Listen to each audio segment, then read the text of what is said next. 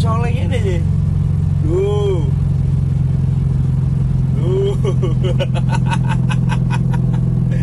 Apa sih itu oleh-oleh ini sih, kalau niku sih.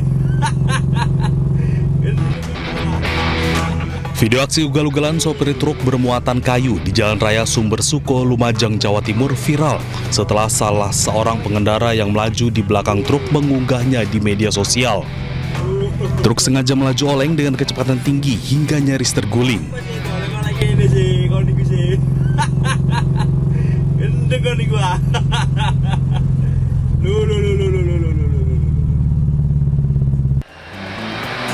Lantaran membahayakan pengendara lain dan membawa muatan melebihi kapasitas, Satlantas Polres Lumajang langsung melakukan identifikasi kendaraan. Meski sopir truk kabur, namun polisi mengamankan pemilik dan armada truk yang digunakan. Aksi ugal-ugalan tersebut dilakukan sopir truk demi konten di media sosial.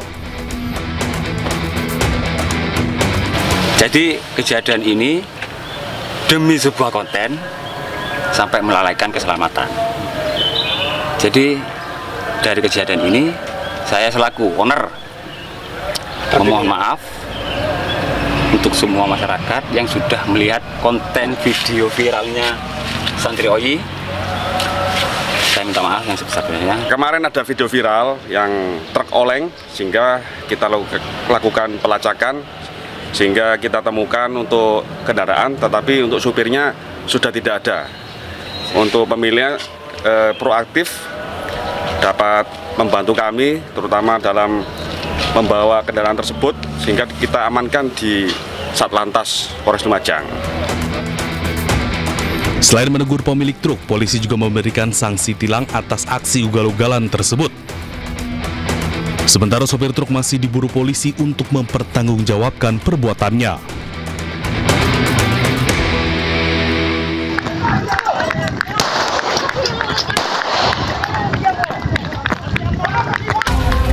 Pencuri becak motor ditangkap tim Kelewang Satreskrim Polresta Padang.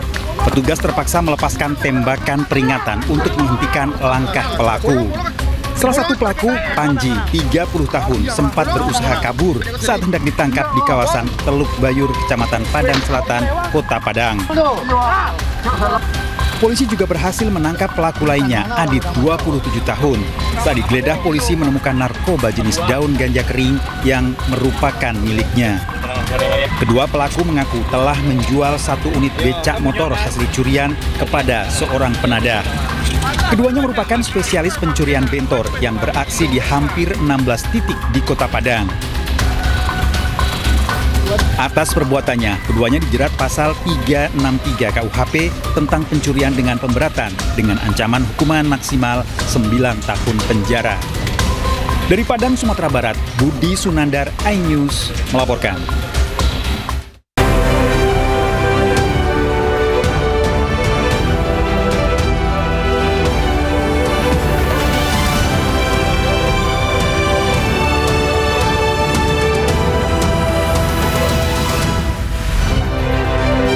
Terlibat cekcok dengan pengendara lain di ruas tol Cipularang, sopir mobil dengan stiker jasa antar barang todongkan senjata api.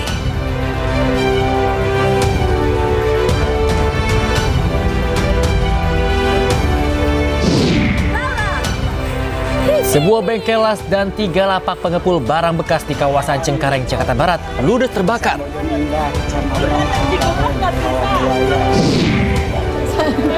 Banjir yang melanda Kabupaten Jombang, Jawa Timur meluas hingga merendam lebih dari 14 desa.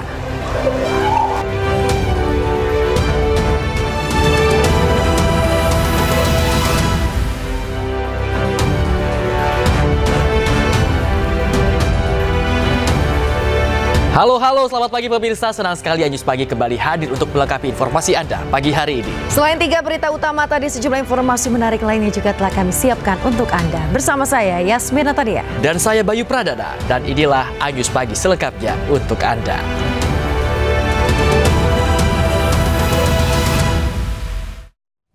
Pemirsa, diduga akibat pengemudi hilang kendali, sebuah mobil pengangkut uang menabrak beton pembatas bus Transjakarta hingga terguling dan juga menutup ruas Jalan I Gusti Ngurah Rai Durensawit, Jakarta Timur. Nggak terjadi kecelakaan lalu lintas mobil terbalik pickup box L300.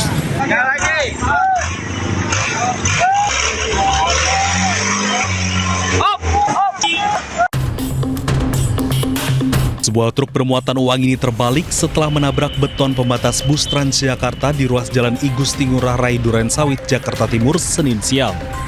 Petugas suku dinas pemadam kebakaran Jakarta Timur dari sektor Durensawit yang tiba di lokasi langsung mengevakuasi truk menggunakan alat derek untuk mengembalikan posisi truk seperti semula. Petugas suku dinas pemadam kebakaran Jakarta Timur dari sektor Durensawit yang tiba di lokasi langsung mengevakuasi truk menggunakan alat derek untuk mengembalikan posisi truk seperti semula. Tidak ada korban jiwa dalam kecelakaan tunggal ini, namun 3 penumpang yang ada di dalam truk terluka. Itu dia bisa terguling nabrak trotoar atau enggak? Kalau jelasnya sih nggak tahu posisinya. Saya posisinya udah lihat udah begitu. Cuma dengar suara dentuman aja. Dengar suara dentuman. Oh, terus mobilnya tahu-tahu terguling itu. Itu sopirnya bagaimana bang yang 2 orang itu? Luka ringan aja sih, nggak apa-apa. Nggak ada korban juga. Nggak ada korban. Hanya luka ringan aja. Luka lecet gitu. Sempat shock juga. Sempat nabrak kendaraan lain bang? Nggak ada. Kosong lagi. Ya kalau dari pengakuan dia sih katanya mobil setirnya belok sendiri ya, cuman kalau menurut saya diduga yang ngantuk kali mungkin ya. Sementara truk yang berhasil dievakuasi langsung dibawa petugas ke unit laka lantas Polres Metro Jakarta Timur. Dari Jakarta, Rio Manik, iNews melaporkan. Sopir mobil dengan stiker jasa antar barang melaju dengan kecepatan tinggi di ruas tol Cipularang. Sopir tersebut juga terlibat cekcok dengan pengendara lain sambil menodongkan senjata api.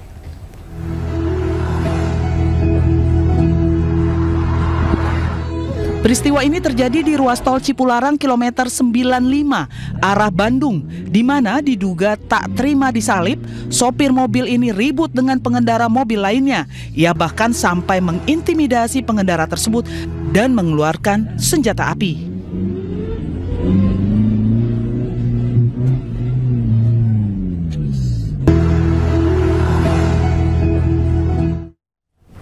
Pemirsa, toko mesin jahit di Makassar, Sulawesi Selatan nyaris menewaskan pemiliknya. Ya, korban terjebak di lantai 3 ruko saat kebakaran terjadi. Tahu komandan senior 65 Sulawesi, Lepang Klenten, Sulawesi. Sempat terjadi ledakan saat kebakaran yang menghanguskan toko mesin jahit di lantai dasar. Penghuni ruko terjebak di lantai 3 akibat asap pekat dan tertutupnya akses keluar. Tim damkar terpaksa menjebol akses menuju lantai 3.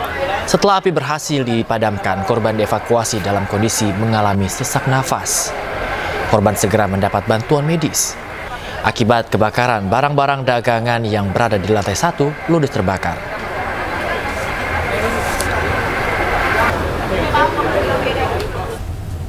Selain itu, pemirsa, sebuah bengkel las dan 3 lapak pengepul barang bekas di kawasan Cengkareng, Jakarta Barat ludes terbakar. Tidak ada korban jiwa dalam insiden ini, sementara penyebab kebakaran masih diselidiki. Laura, di sini. Aku lagi duduk sono. Ada kali lari.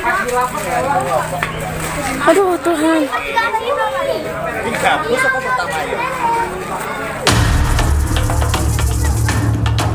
Kepulan asap hitam pekat membumbung tinggi saat sejumlah lapak barang bekas dan sebuah bengkel las di Jalan Cabai Rawit, Rawabuaya, Cengkareng, Jakarta Barat ludes terbakar Senin siang. Banyaknya material yang mudah terbakar membuat api dengan cepat menjalar ke lapak lainnya dan menghanguskan 3 lapak di sekitarnya.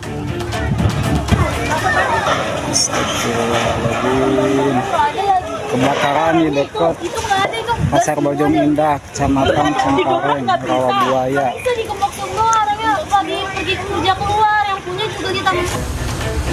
Api berhasil dipadamkan setelah 16 unit mobil pemadam kebakaran yang melibatkan 80 personil dikerahkan ke lokasi. Belum diketahui kronologi kejadian maupun jumlah kerugian dan total luas area yang terbakar. Kita masih menyempurnakan, terdata tadi ada 3 lapak dan 1 bengkel. Jadi karena ini semua barang mudah terbakar semua, jangan cepat. Makanya langsung kami luncurkan berikutnya, yaitu dari Kembangan dan dari Markas Sudin Jakarta Barat. Total saya kerahkan 16 unit karena untuk membackup ternyata lingkungan ini hampir semua lapak dan riwayatnya sudah beberapa kali terjadi kebakaran di daerah sini. Tidak ada korban jiwa dalam peristiwa ini, sementara penyebab kebakaran masih diselidiki pihak kepolisian. Dari Jakarta, Miftahul Gani, iNews melaporkan. Kebakaran yang melanda Vihara Lalita Vistara di kawasan Cilincing, Jakarta Utara pada Senin dini hari membakar ribuan patung dan juga ornamen keagamaan. Ya pemirsa, hingga saat ini petugas masih menyelidiki penyebab kebakaran.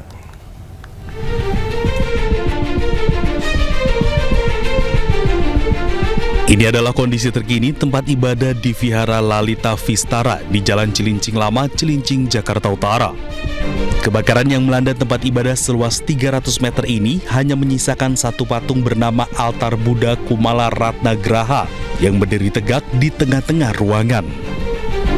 Polisi juga memasang garis polisi di sekitar ruangan ibadah yang terbakar agar tidak ada warga yang masuk ke dalam. Apa yang terbakar, Pak? Barangnya itu ada rupang itu patung ya, ada 1000 kiri kanan. Nah, terus sama patung Kumala, batu Kumala itu satu, patung Buddha Sakyamuni atau Siddhartha Buddha Gautama. Yang lain ornamen-ornamen dinding. Itu aja. Ya, kalau untuk kerugian Pak sudah dihitung belum sih Pak? Kalau kerugian sih kita nggak bisa prediksi ya, karena memang itu barang-barang sakral ya, barang-barang untuk ibadah. Atas peristiwa ini, warga yang ingin beribadah di setiap malam Sabtu dialihkan sementara ke tempat altar lainnya yang berada di vihara tersebut.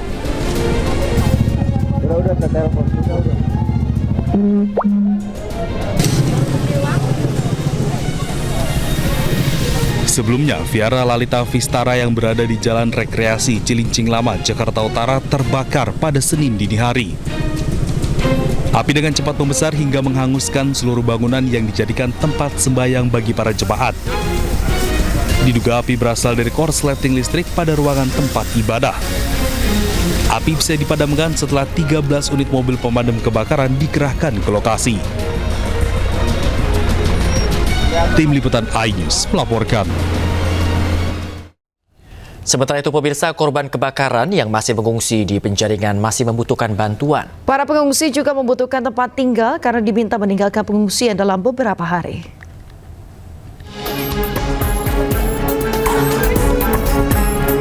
Beberapa keperluan pengungsi kebakaran Kapuk Muara Penjaringan masih belum terpenuhi. Kebutuhan yang belum terpenuhi diantaranya selimut, terpal, pakaian dalam, dan alat sholat. Namun, bantuan berupa makanan dan pakaian sudah diterima para pengungsi. Selain bantuan yang belum tercukupi, para pengungsi mulai bingung akan tempat tinggal mereka selanjutnya. Saya juga nunggu bantuan, makanya di sini juga katanya nggak lama sih, entah hari Kamis, entah hari Rebo, kita harus pindah dari sini. Ini rencananya gimana Bu sampai saat ini? Ya mungkin masih tinggal di sono aja, yang ada tersisa-sisa rumah masih batako, ya dipakai aja dulu gitu. Sebelum kita ada tempat, ya kita mau ngontrak juga bingung ngontrak kemana, semua juga nggak ada, ngontrak juga uangnya nggak ada, gitu, ya kan. Makanya ya udah nunggu gimana aja lah nanti gitu. Sebanyak 2.315 jiwa masih mengungsi di posko pengungsian yang disediakan petugas. Diketahui kebakaran di pemukiman padat penduduk Kapuk Muara Penjaringan, Jakarta terjadi pada Jumat siang yang lalu yang mengakibatkan ribuan warga terpaksa mengungsi. Hingga saat ini masih belum diketahui penyebab kebakaran. Dari Jakarta, Jessica Winoto, Damar Wicaksono, iNews melaporkan. Pemirsa, akibat lepas dari pantauan orang tua, balita berusia 18 bulan ditemukan tewas terbawa arus aliran sungai. Ya pemirsa, hingga kini pun petugas mendapatkan kesulitan ketika mengevakuasi korban.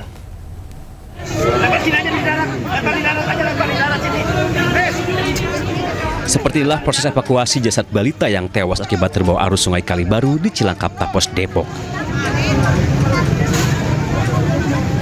Derasnya aliran sungai pasca hujan deras mengguyur kawasan Depok membuat tim Basarnas kesulitan mengevakuasi korban.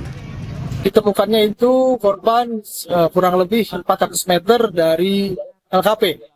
Korban dalam keadaan telentang dan tim kami berhasil mengevakuasi korban. Untuk jumlah personil, Bang? Jumlah personil itu kurang lebih hampir 100 orang dari perangkat desa, aparat setempat maupun dari relawan dan organisasi masyarakat.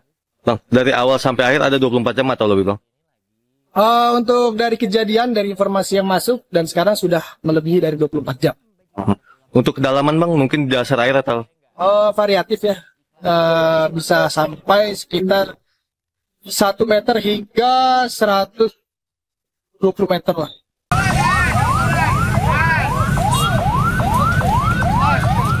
Setelah dievakuasi, jasad balita 18 bulan ini langsung dibawa ke rumah duka.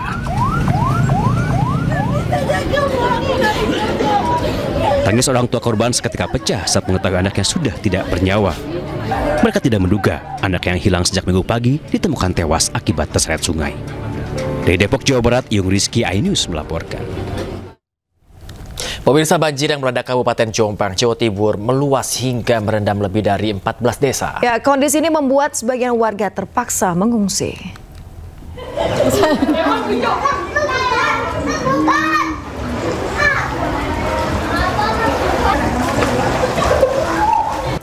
Tingginya genangan banjir membuat warga desa Kademangan, Jombang, Jawa Timur harus meninggalkan rumahnya untuk mengungsi. Hampir semua rumah yang terdampak banjir tertutup rapat dan ditinggal penghuninya. Di sejumlah titik, banjir mencapai kedalaman 2 meter. Sementara di titik lain, banjir dengan arus deras justru dimanfaatkan sejumlah remaja untuk bermain air.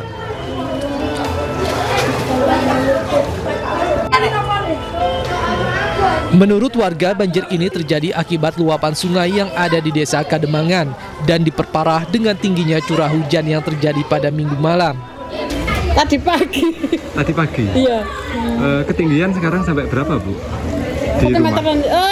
Segini, 2 meter. Ini nggak bisa pulang nih? Nggak bisa. Terus mau kemana ini rencananya, Bu? Ke depan sana, ke rumah tetangga? Iya. Tak hanya di desa Kademangan, BPBD Jombang menyebut banjir hari ini telah meluas hingga ke 14 desa lainnya. Warga berharap pemerintah segera melakukan penanganan agar banjir tidak terus terulang. Dari Jombang, Jawa Timur, Mukhtar Bagus, iNews melaporkan. Akibat muatan berlebih, pemirsa, tempat pembuangan sampah akhir TPA Galuga di Kabupaten Bogor longsor hingga mengakibatkan akses jalan tertutup sampah. Ya, betul sekali pemirsa. Sementara itu di Gorontalo, pemirsa, ratusan kendaraan tidak bisa melintas akibat tebing longsor dan menutup jalan Trans Sulawesi.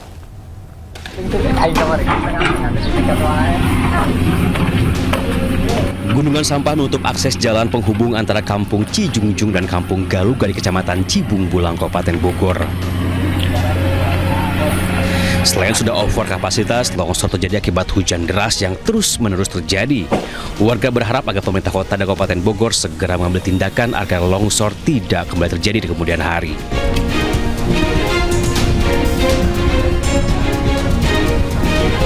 Dua alat berat diterjunkan untuk membersihkan material longsor berupa tanah, bebatuan hingga batang pohon yang menutupi hampir seluruh badan jalan di perbatasan Potangan Lamu, Gorontalo.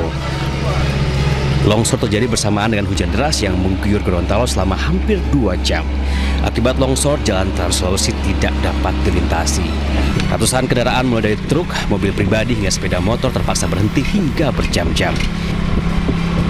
Akses jalan baru bisa dilalui pada Senin siang setelah kondisi jalan bersih dari material longsor dan tebing dipastikan aman. Dari Bogor, Jawa Barat, dan Kabupaten Boalemo, Gorontalo, tim liputan iNews melaporkan. Pemirsa, puluhan siswa SMA dan SMK bermasalah dari Kabupaten Purwakarta, Subang, dan Karawang Senin pagi diberangkatkan ke Rindam 3 Siliwangi, Bandung, Jawa Barat. Pendidikan karakter gelombang kedua ini merupakan siswa dengan berbagai latar belakang kasus.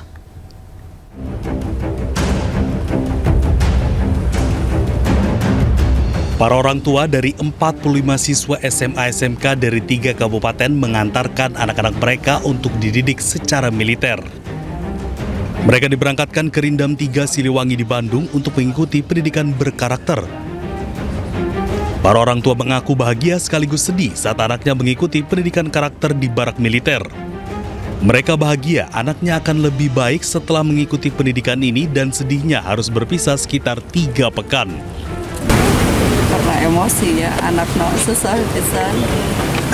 Tapi pas berangkat mah rada berat oke. Tapi mudah-mudahan ada perubahan setelah program yang dilaksanakan Pak Gubernur.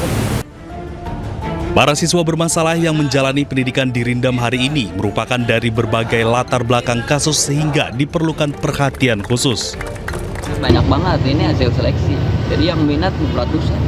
Yang minat yang ngadu lewat sekolah, yang juga lewat dinas pendidikan. Banyak sekali, tapi kan kita harus seleksi. Kita harus tanya dulu sekolahnya masih sanggup atau enggak. Terus juga orang tuanya masih sanggup atau enggak. Nah, udah mereka misalnya sudah tidak ada kesanggupan, siswanya kita konseling dulu. Nah, kalau sini sudah dinyatakan memang dia layak nanti dibina anak-anak istimewa ini di Barat Militer baru. Gelombang kedua pendidikan karakter siswa bermasalah dilepas oleh Bupati Purwakarta Saiful Bahri bin Zain. Ke-45 siswa tersebut akan menjalani masa pendidikan di Rindam 3 Siliwangi berjenjang 14 hingga 20 hari ke depan. Dari Purwakarta, Jawa Barat, Irwan Ainus melaporkan. Diduga remblong, truk tangki air tabrak sejumlah kendaraan di Jalan Raya Cianjur, Sukabumi, Jawa Barat. Akibat kejadian tersebut sebanyak 8 orang luka-luka dan 2 meninggal dunia.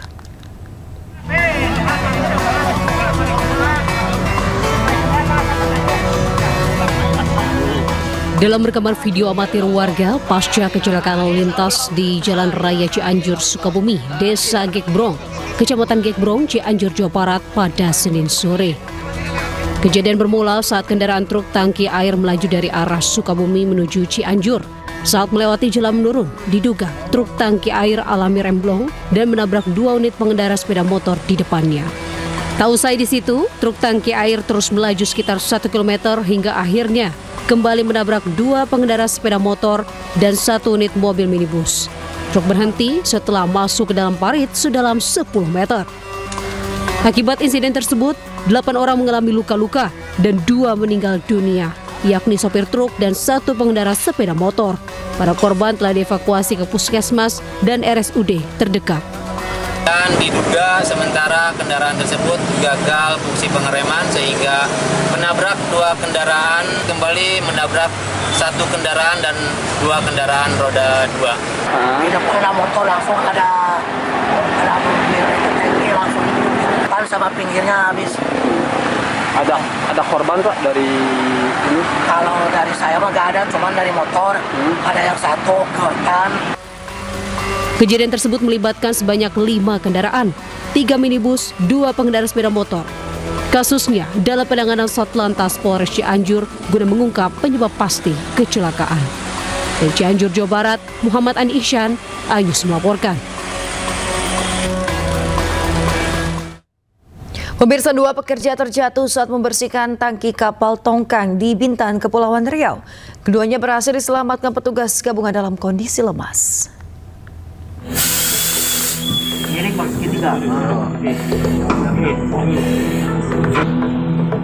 Video amatir merekam proses evakuasi 2 pekerja yang terjebak dalam tangki kapal tongkang Pratama 5 di Bintan, Kepulauan Riau.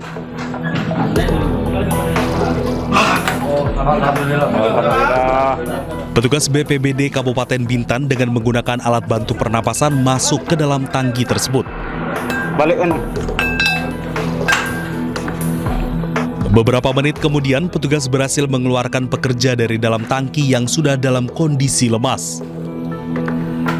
Kedua pekerja itu terjebak diduga lantaran kekurangan oksigen saat membersihkan tangki kapal.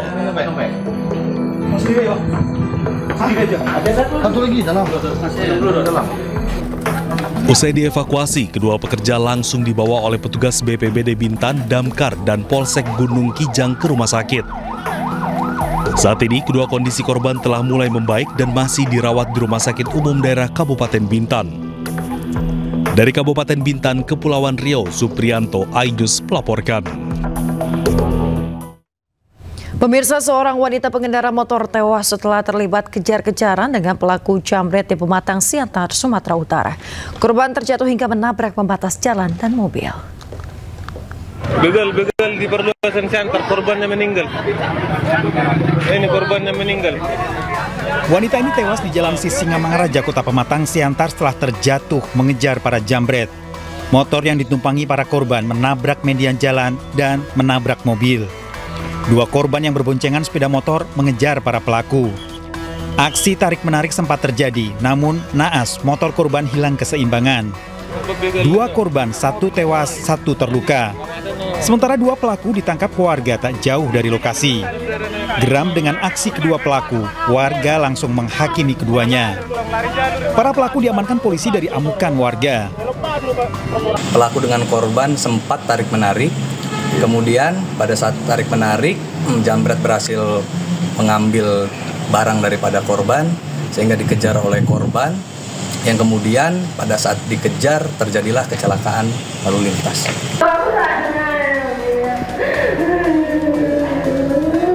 Keluarga korban terpukul setelah mengetahui peristiwa ini. Korban telah dimakamkan keluarga, sementara korban lainnya dirawat di rumah sakit. Sedangkan para pelaku menjalani penahanan di kantor polisi. Dari Pematang Siantar, Sumatera Utara, Dharma Setiawan, iNews melaporkan.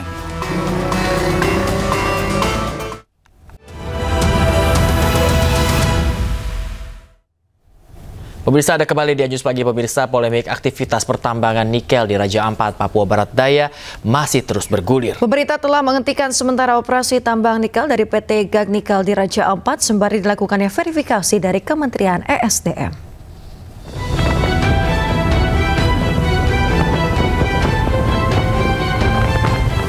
Aktivitas tambang nikel terbesar di tanah Papua kini terhenti sejak keputusan penghentian sementara oleh Kementerian Energi dan Sumber Daya Mineral pada 5 Juni 2025 lalu. PT GAG Nikel menghentikan seluruh kegiatan penambangan di Pulau GAG Raja Ampat, Papua Barat Daya.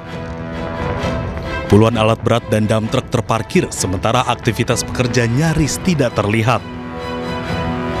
Selain PT GAG Nikel, pemerintah juga menghentikan sementara operasi 4 perusahaan tambang lainnya di kawasan serupa untuk menghindari kerusakan lanjutan.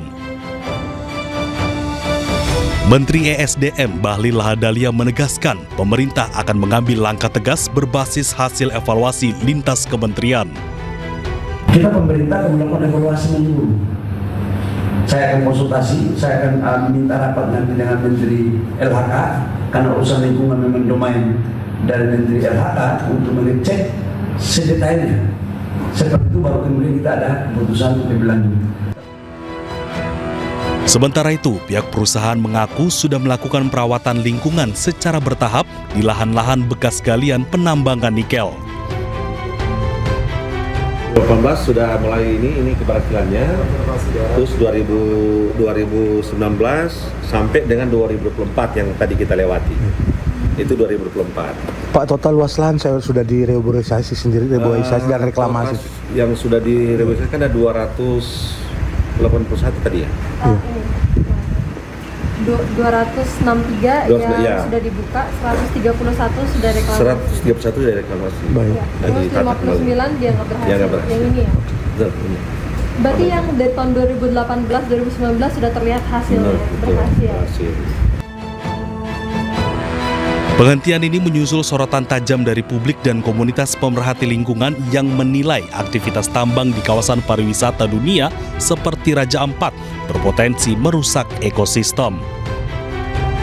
Dari Raja Ampat, Papua Barat Daya, Chandri Suripati, iNews melaporkan. Pemirsa, sebelumnya kunjungan Menteri Energi dan Sumber Daya Mineral Bahlil Lahadalia ke Sorong, Papua Barat Daya diwarnai protes keras dari massa. Demonstran kecewa terhadap pengelolaan tambang nikel di wilayah Raja Ampat yang dinilai merusak lingkungan.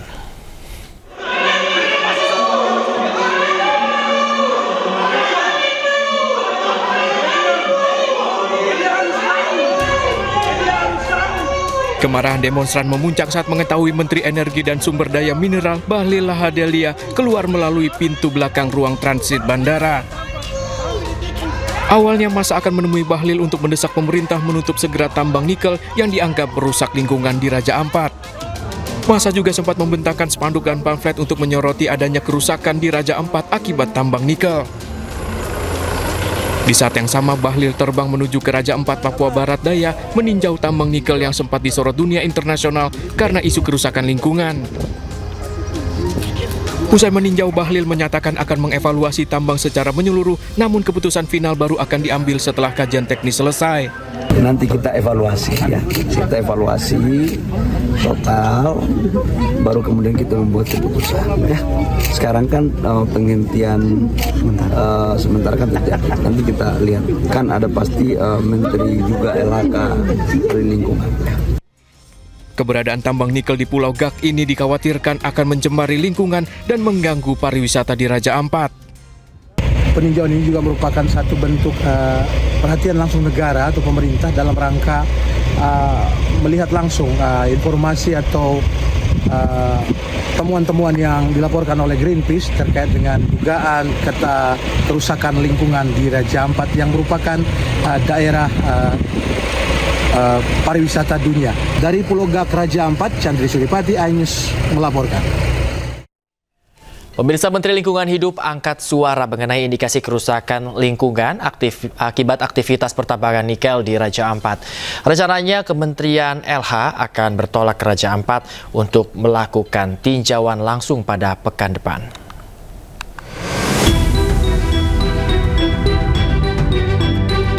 Gerakan tagar Save Raja Ampat tengah menggema di media sosial beberapa waktu kebelakang.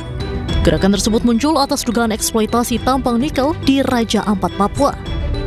Menteri Lingkungan Hidup Hanif Faisal Nurrafiq pun buka suara mengenai hal tersebut. Ia menjelaskan temuan di 4 wilayah pertambangan kawasan Raja Ampat, Papua Barat Daya. Hanif menyebut ada temuan yang menunjukkan indikasi kerusakan lingkungan yang terjadi di salah satu pulau kecil, yakni Pulau Manuran, yang diduga imbas dari aktivitas penambangan nikel.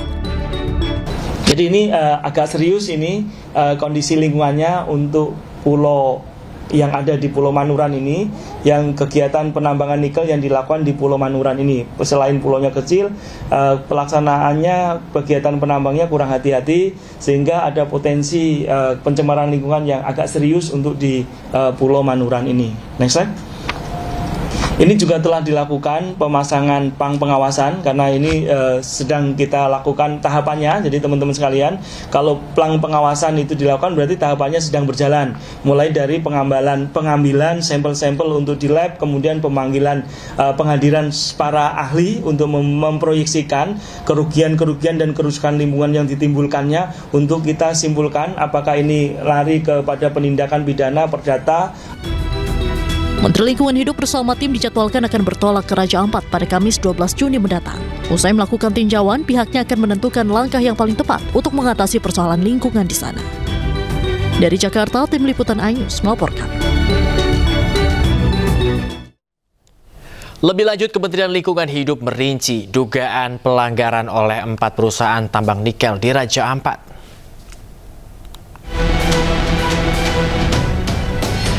PT GN berkegiatan di Pulau Gak dan perairan Pulau Gak yang seluruhnya berada di dalam kawasan hutan lindung.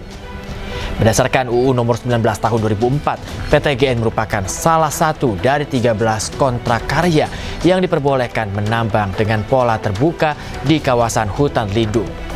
Namun kementerian akan meninjau kembali persetujuan lingkungan, mengingat kegiatan pertambangan berada di pulau yang kecil. Kedua pemirsa, PT ASP, perusahaan ini memiliki IUP seluas yang berada di daratan dan perairan Pulau Manuran yang masuk dalam kategori pulau kecil. PT ASP juga memiliki IUP di Pulau Waigeo.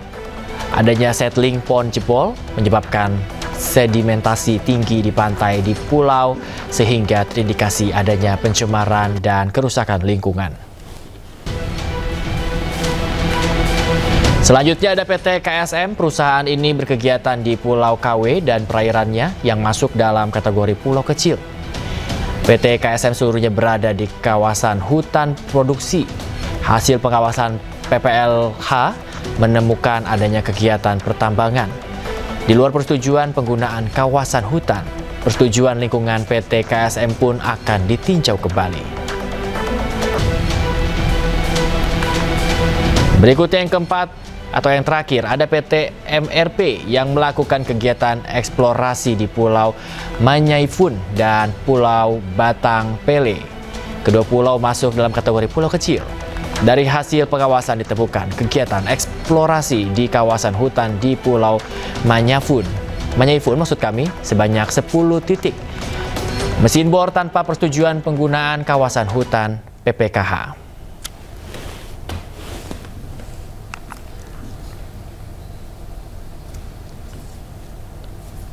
Tambang di Pulau Gak memiliki akar panjang sejak era Presiden kedua Soeharto hingga Presiden ke-7 Joko Widodo, pemirsa, dengan sejumlah dispensasi dan izin operasional yang memungkinkan aktivitas pertambangan di kawasan konservasi ini.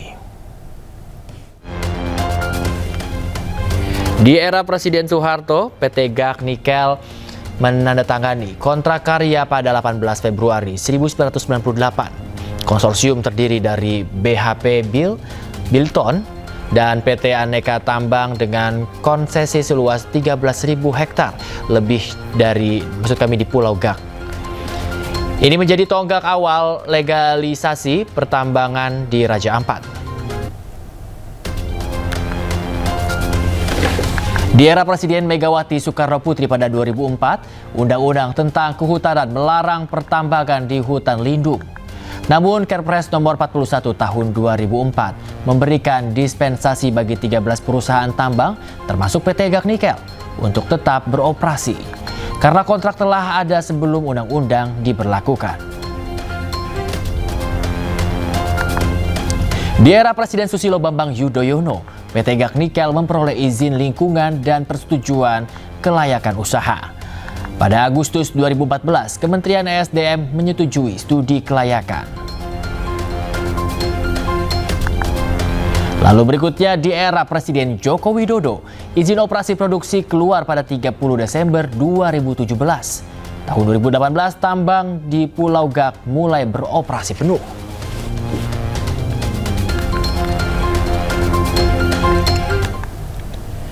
Presiden Prabowo Subianto disebut-sebut kecolongan dengan adanya izin tambang nikel di Raja Ampat.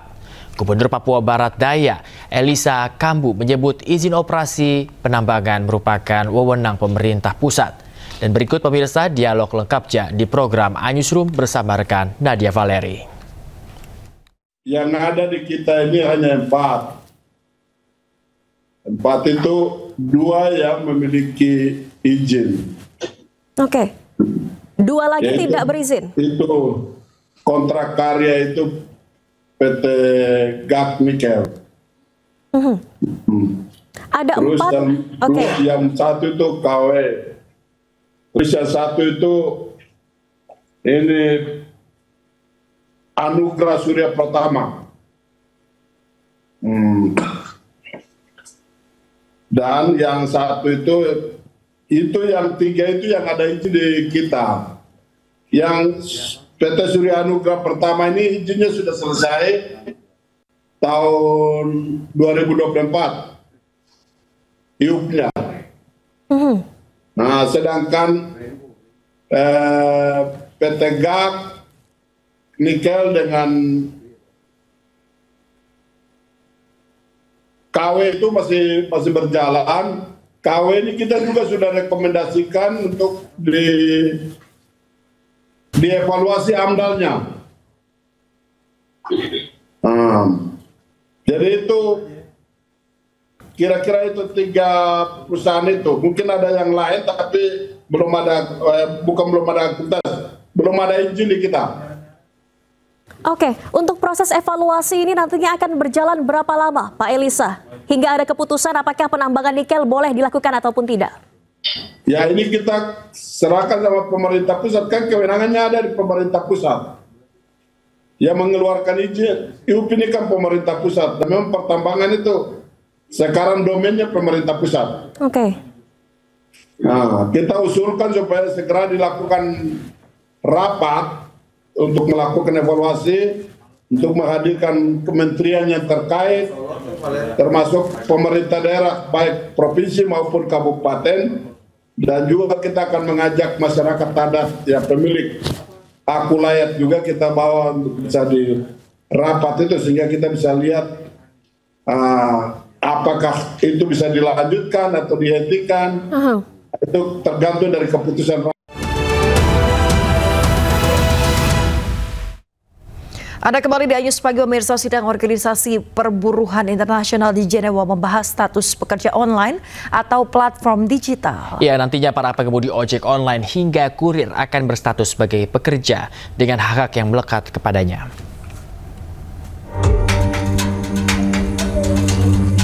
Organisasi Perburuhan Internasional akan membuat konvensi yang secara tegas menyatakan bahwa pekerja online adalah pekerja.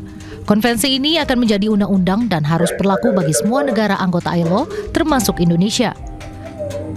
Dengan aturan itu, nantinya para pengemudi ojek online hingga kurir akan berstatus sebagai pekerja dengan mendapat hak-hak pekerja sesuai aturan. Mereka adalah pelaku ojol dan driver online ya, adalah pekerja. Dan untuk itu hak-hak sebagai pekerja tentunya akan melekat pada diri mereka.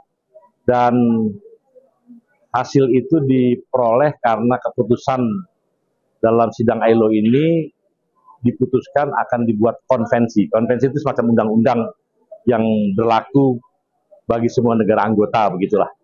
Dan itu undang-undang itu menyatakan bahwa pekerja online adalah pekerja dan memiliki hak-hak sesuai dengan peraturan undang-undangan yang berlaku, yaitu hak-hak upah, hak-hak untuk mendapatkan jaminan sosial, dan sebagainya.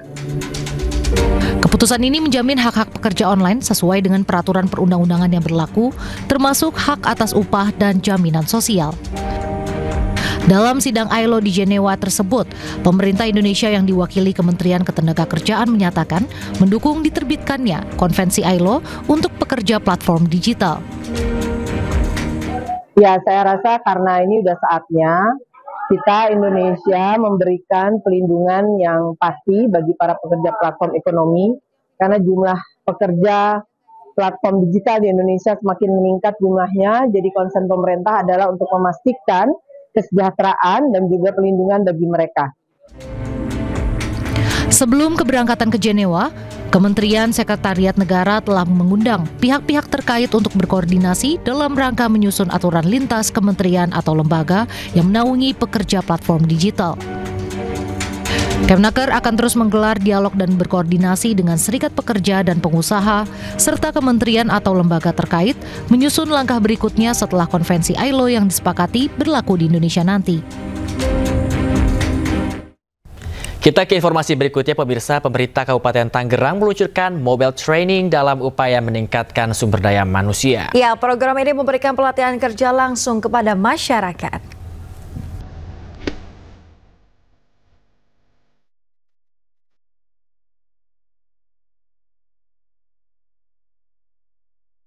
Dalam upaya meningkatkan kualitas sumber daya manusia atau SDM yang kompeten, berdaya saing, dan berjiwa wirausaha, pemerintah Kabupaten Tangerang secara resmi meluncurkan program mobile training. Program ini memberikan pelatihan keterampilan kerja langsung kepada masyarakat, khususnya di bidang tata busana dan otomotif. Mobile training akan beroperasi secara keliling ke berbagai kecamatan di Kabupaten Tangerang, di bawah koordinasi Balai Latihan Kerja atau BLK setempat. Selain menyediakan sarana pelatihan yang mobile, pemerintah daerah juga menggandeng mentor profesional dari kalangan praktisi industri. Peluncuran mobile training dilaksanakan di halaman kantor Kecamatan Gunung Kaler, Kabupaten Tangerang. Program mobile training ini secara langsung diluncurkan oleh Bupati Tangerang, Muhammad Mesal Rashid, bersama Wakil Bupati Intan Nurul Hikmah. Unit pelatihan bergerak ini disiapkan untuk menjangkau masyarakat secara langsung, terutama di wilayah yang jauh dari fasilitas Balai Latihan Kerja. Setiap angkatan pelatihan dapat menampung hingga 32 peserta. Unit mobile training dirancang untuk beroperasi secara fleksibel sesuai kebutuhan masing-masing wilayah.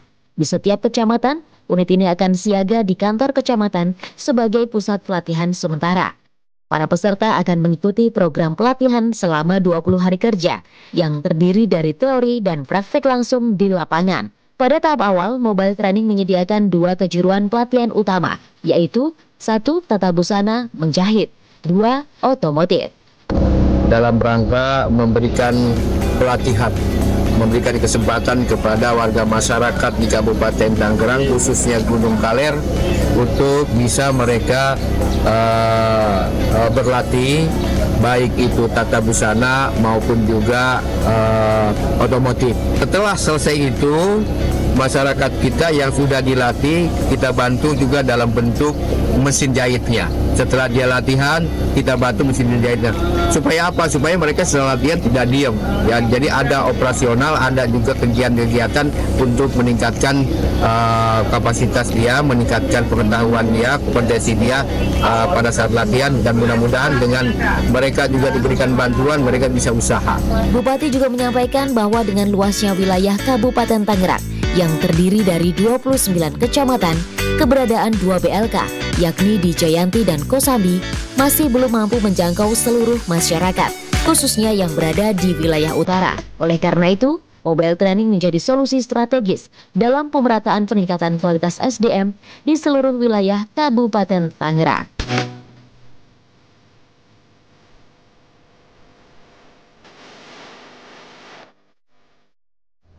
Pemirsa, setelah melaksanakan rangkaian rukun haji di Ar-Muzna, jemaah haji kembali ke Mekah untuk melaksanakan tawaf ifadah dan sa'i.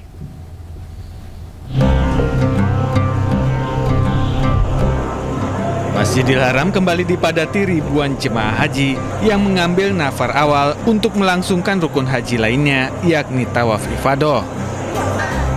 Jemaah haji diwajibkan mengelilingi Ka'bah sebanyak 7 kali. Di mana 3 putaran pertama jemaah diwajibkan berlari-lari kecil sambil melantunkan kalimat talbinah dan memperbanyak zikir serta doa. Setelah tawaf ifadah, jemaah haji melakukan sa'i yang juga bagian dari rukun haji.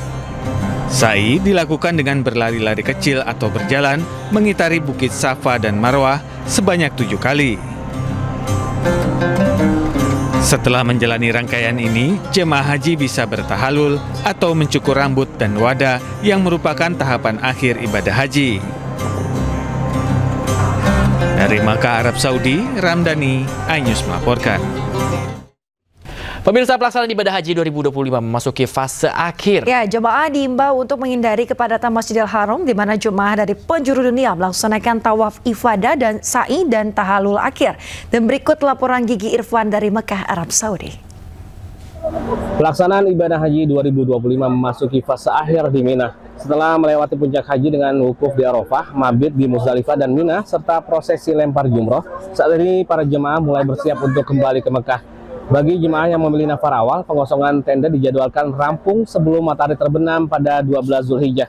Petugas sektor ad hoc akan mulai melakukan sweeping menyisir seluruh tenda-tenda para jemaah haji Indonesia, memastikan tidak ada yang tertinggal, baik jemaah maupun barang-barang. Sweeping dilakukan untuk menghindari kemungkinan adanya jemaah yang tertinggal atau kelelahan sehingga belum sempat keluar dari tenda. Selain itu, barang-barang seperti koper atau alat kesehatan yang tertinggal akan dikumpulkan dan didistribusikan kembali ke sektor atau ke daerah kerja masing-masing. Diketahui, batas akhir pelaksanaan nafar awal yaitu meninggalkan Mina pada 12 Zulhijjah sebelum maghrib. Jemaah yang masih berada di Mina setelah waktu itu secara otomatis masuk dalam kategori nafar thani dan wajib melaksanakan lempar jumroh untuk hari tasyrik ketiga pada 13 Zulhijjah. Setelah berakhirnya hari tasyrik, titik konsentrasi ibadah jemaah akan beralih dari Mina ke Masjidil Haram untuk menunaikan rangkaian ibadah haji lainnya seperti tawaf ifadah, sa'i dan tahalul akhir. Ini membuat kondisi Masjidil Haram dalam 2 hari ke depan diperkirakan akan sangat padat oleh jemaah yang menunaikan rangkaian ibadah haji. Diimbau jemaah haji Indonesia tetap berada di hotel sampai dengan 13 Zulhijjah pada sore hari. Jemaah haji disarankan untuk melaksanakan sholat di masjid terdekat atau musola hotel untuk menghindari kepadatan di area Masjidil Haram. Bagi ketua kloter, ketua rombongan dan para petugas haji agar mengawal pelaksanaan imbauan ini dan mengingat jemaah guna menjaga keselamatan dan kenyamanan jemaah haji Indonesia menghadapi cuaca ekstrim di Tanah Suci. Dari Mekah, Arab Saudi, Gigi Irfan, iNews melaporkan. Pemirsa, berkurban menjadi salah satu bentuk ibadah yang memberikan manfaat bagi masyarakat yang kurang mampu. Ya, demi memastikan manfaat ini tepat sasaran ke penerimanya, salah satu organisasi kemanusiaan membantu menyalurkan dengan program Sebar Kurban.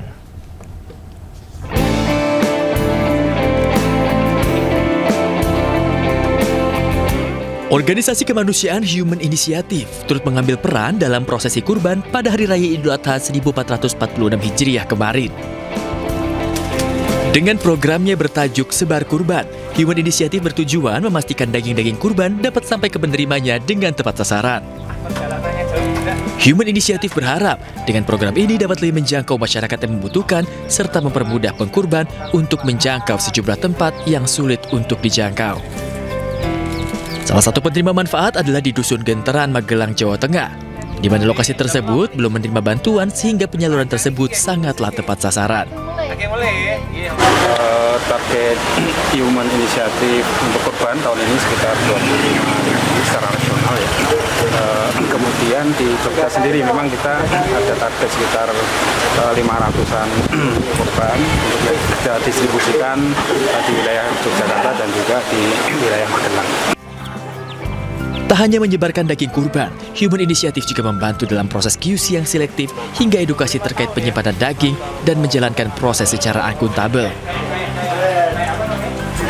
Saya senang membantu ya, karena sebetulnya mungkin masih banyak juga saudara kita yang mungkin belum terdistribusi penata korban, jadi bisa lebih tepat sasaran ya. Saya ucapkan banyak terima kasih kepada donatur kurban dari HI. Semoga diberikan kesehatan, kelancaran, dan bertambah rezekinya yang berkah dan barokah. Diharapkan dengan bantuan dan penyaluran hewan kurban menjadikan momentum Idul Adha untuk mempererat kepedulian di tengah tantangan kehidupan. Dari Magelang, Jawa Tengah, Puji Hartono, iNews melaporkan.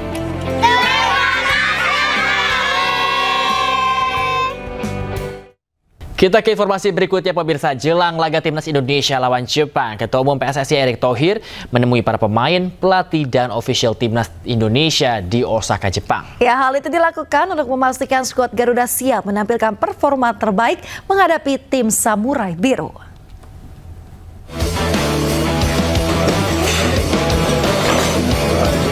Ketua Umum PSSI Erick Thohir temani makan malam Timnas usai latihan perdana di Osaka, Jepang. Dalam pertemuan ini, semua pemain Timnas Indonesia dalam keadaan sehat tanpa cedera satupun. Erick Thohir juga memastikan para penggawa Timnas Indonesia siap menampilkan performa terbaik untuk menjalani laga penting melawan Timnas Jepang Selasa besok di Suita City Stadium Osaka. Diketahui Timnas Indonesia berangkat ke Osaka dengan semangat positif dan strategi yang telah disiapkan. Tim Liputan iNews melaporkan. Pemirsa, meski telah lolos ke putaran 4 kualifikasi Piala Dunia 2026 zona Asia, Indonesia disinyalir akan merotasi skuad di tengah tekad mereka yang berusaha meraih hasil terbaik melawan Jepang. Sementara pelatih Jepang Hajime Moriyasu diprediksi melanjutkan eksperimennya saat menjamu skuad Garuda.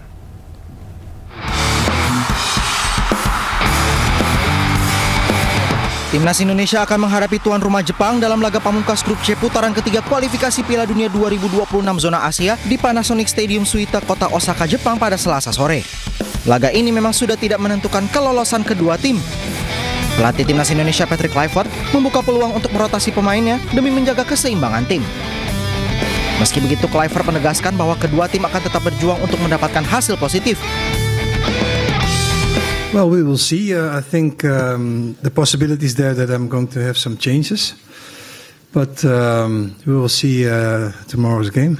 I can't say how many players they will be changing. Indonesia akan bertandang ke markas Jepang dalam laga grup C putaran ketiga kualifikasi Piala Dunia 2026 zona Asia. Iya, jika menilik catatan pertemuan, pemirsa, tentu tim Samurai Biru lebih superior, namun skuad Garuda optimis bisa memberi kejutan. Dan pemirsa, informasi ini sekaligus menutup iNews pagi hari ini. Temukan informasi-informasi terbaru lainnya di www.inews.id. Cuplikan tayangan berita iNews dapat Anda saksikan di kanal YouTube @official iNews. Pemirsa, mewakili kerabat kerja yang bertugas, saya Yasmin Natania. Dan saya Bayu Pradana. Pemirsa, kami berdua pamit undur diri, dan saat lagi pemirsa akan hadir program iNews Sport Pagi bersama rekan Togi Sinaga. Terima kasih atas perhatiannya, selamat pagi, selamat beraktivitas, dan sampai jumpa.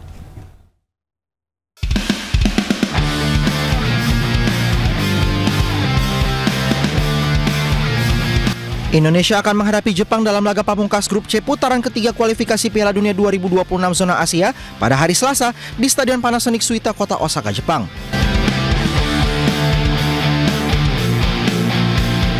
Laga ini menjadi laga penting untuk mengukur kekuatan skuad Garuda. Saat ini dengan meningkatnya kualitas para pemain, kekuatan Indonesia semakin solid.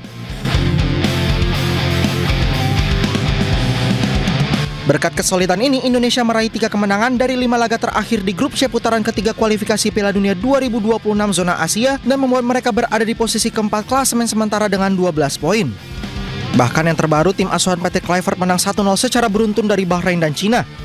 Kemenangan atas Cina juga menjadi catatan tersendiri karena untuk pertama kalinya dalam 38 tahun skuad Garuda bisa mengalahkan The Dragons. Sementara itu, Jepang tampaknya bakal menurunkan skuad eksperimen seiring dengan kebutuhan pelatih Hajime Moriyasu untuk mendapatkan skuad terbaik jelang Piala Dunia 2026. Meski bukan membawa skuad utama, tetap saja di atas kertas Jepang memang lebih superior dari Indonesia. Dalam 5 pertandingan terakhir, Jepang menunjukkan superioritasnya dengan meraih 3 kemenangan.